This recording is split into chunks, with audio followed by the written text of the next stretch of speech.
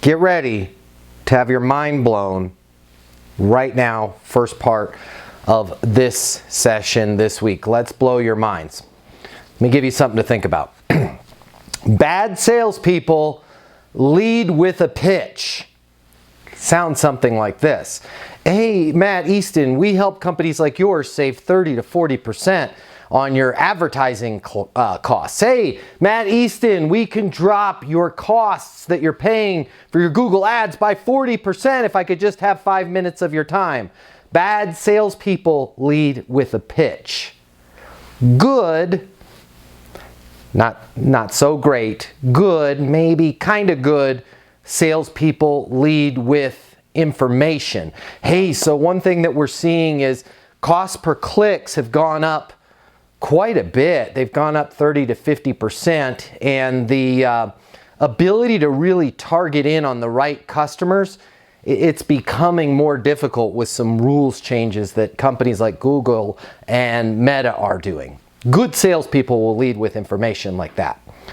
Great salespeople lead with insights. What's the difference between insights and information? The difference between insights and information is, while information is not pitchy, hey, we can help save you 30, 40%, insights are something where the person that you're reaching out to will actually get value whether they do business with you or not. They're like, whoa, that is compelling.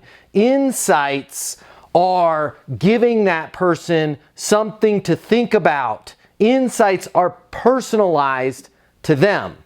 The reason why I'm telling you guys this is if you can learn to efficiently and elegantly move from information to insights, you are going to absolutely dominate your competition. Most of your competition is leading with a pitch. Some of your competition is leading with information. Very few are leading with insights. And there's something you can say, there's something that will come out of your mouth that if you say it, will easily transition you from just providing information to giving insights. And I said it just a second ago. Does anyone want to take a guess at what it is? I have something for you that I want to get your opinion on. I have something I'd love to get your opinion on. Is a good conversation starter, right? But I want to give you something to be able to transfer from just giving information. Hey, we're seeing, like in that advertising example, we're seeing the cost per click go up 40%, and we're seeing the actual clicks aren't as powerful as they used to be.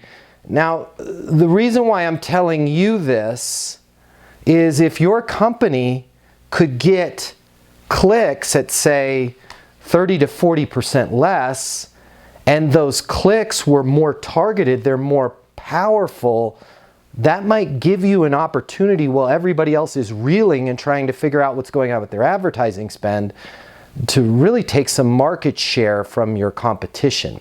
How I want you to lead from just giving information into a more formal insight is with the words, and the reason why I'm telling you this is blank. So John Fitzgerald, in your case, you know, a lot of customers nowadays, especially with all the information from the phones, with the ads that they're getting, we don't even know where these ads are coming from half the time. They're coming into dealerships with, let's call it information, in a lot of cases misinformation, thinking they'll qualify for a $110,000 Tahoe with a 480 credit score.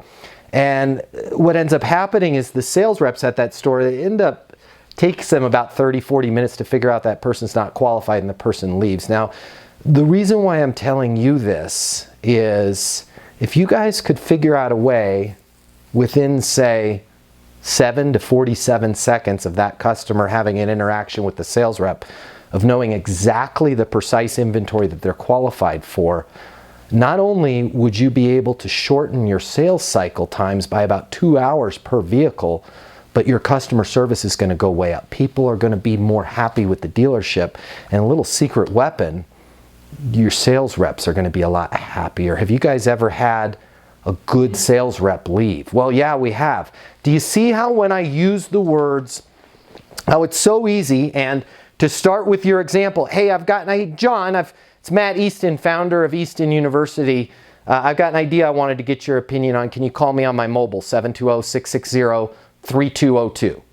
John gets that message. Yeah, man, I want to hear beep, boop, boop, boop, boop. Hey, Matt, John Fitzgerald, what's up? What would you want to get my opinion on? Hey, so something that we're seeing right now is customers, especially on that B2B side, they've got more access to information than ever before, and they've got more choices than ever before, especially even in the automotive software world. Now, the reason why I'm telling you this is a lot of times clients will have a great product like you guys do, but they're just not able to make the connection that they have been with other dealerships. And again, the reason why I want to tell you this is something that is not just, if you are seeing this, not just exclusive to you, but this is going on with other automotive software providers. And if you could just make a few simple tweaks to your sales process, I think you guys would be in a really strong position to take market share, right? Do you see how easy you can transition from just giving somebody an insight